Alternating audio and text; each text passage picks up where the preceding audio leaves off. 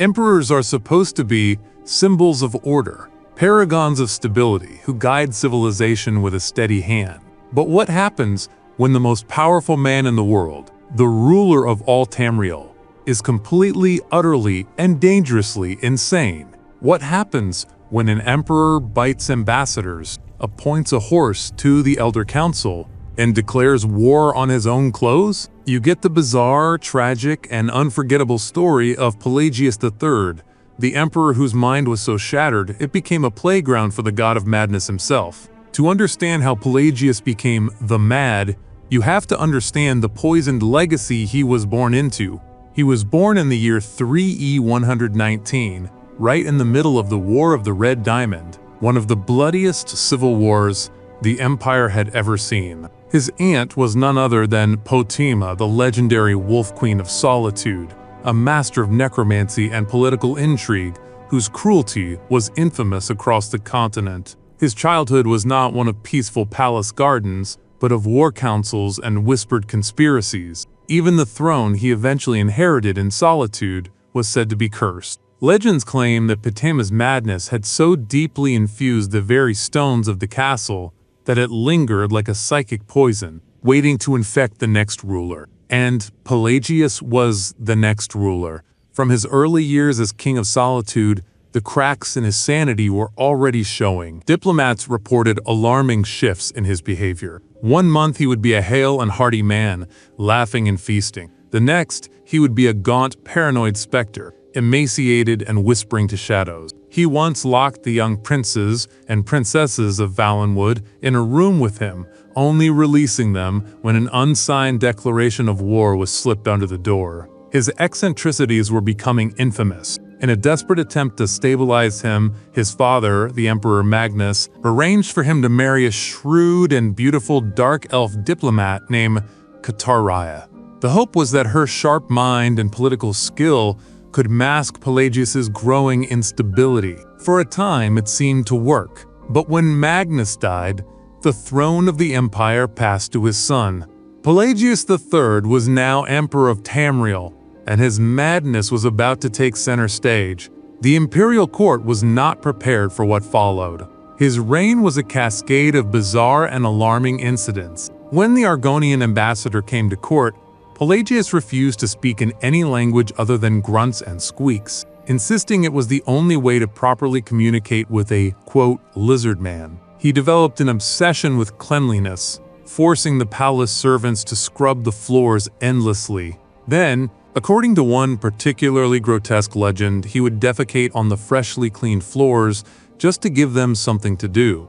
His paranoia grew to terrifying levels. He saw assassins in every shadow and traitors in his own family, but his most famous moments came during social gatherings. He would stare at inanimate objects for hours, holding intense, one-sided conversations. He was seen arguing with a wheel of cheese, whispering secrets to a candelabra, and taking advice from a sweet roll. The breaking point came at a grand imperial ball. At the height of the festivities, with all the nobles of Tamriel watching, Pelagius the Mad attempted to hang himself from the chandeliers. This was the final straw. The Elder Council could no longer hide the truth. The emperor was hopelessly insane. His wife Kataraya was officially made Empress Regent, and Pelagius was removed from the throne. He was sent away to a series of private asylums and temples, a political embarrassment locked away from the world. He spent years in quiet seclusion, his madness festering in isolation.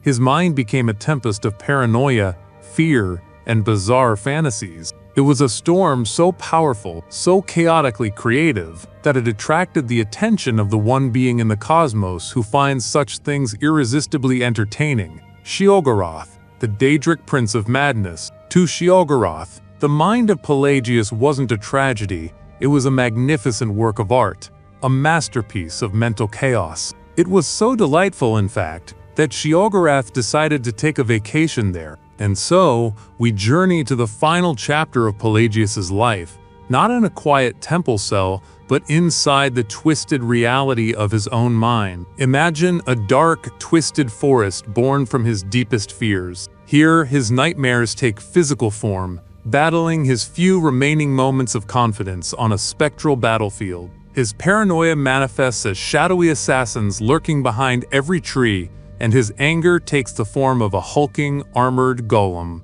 In the midst of this chaos sits Pelagius himself, cowering at a long banquet table, and at the head of the table, sipping tea from a teacup made of pure terror, sits Sheogorath. He isn't there to torture Pelagius, he's there as a guest, an honored guest enjoying the show. The Daedric Prince found Pelagius's shattered psyche so amusing that he decided to invite himself in and watch the mayhem up close. This is the very scene that a future hero, the Dragonborn, would stumble into centuries later. Tasked by Sheogorath himself, the hero enters the mind of Pelagius to clean house.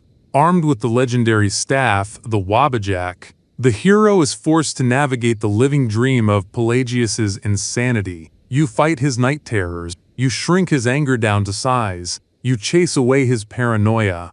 You are essentially a divine therapist, sent to calm down a madman's mind so a god can enjoy his holiday in peace. When the nightmares are defeated and the paranoia is quelled, Sheogorath, delighted, declares his vacation over. He cures Pelagius, not by making him sane, but by removing the most entertaining parts of his madness. He packs up the nightmares and the self-doubt and takes them with him, leaving Pelagius's mind quiet, empty.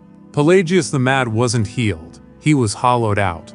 The storm in his mind was gone, but so was everything else. He spent the rest of his short life in a temple on the Isle of Bethany, a placid, empty shell of a man. On a quiet night in his 34th year, he died not from madness, but from a simple fever.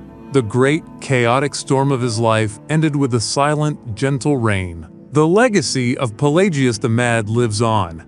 The entire wing of the Blue Palace in Solitude where he once lived is still sealed, haunted by the echoes of his madness. His name is celebrated in the festival of Mad Pelagius, where foolishness is encouraged. He became a legend, a cautionary tale whispered across Tamriel. Was he born mad? A victim of his cursed bloodline?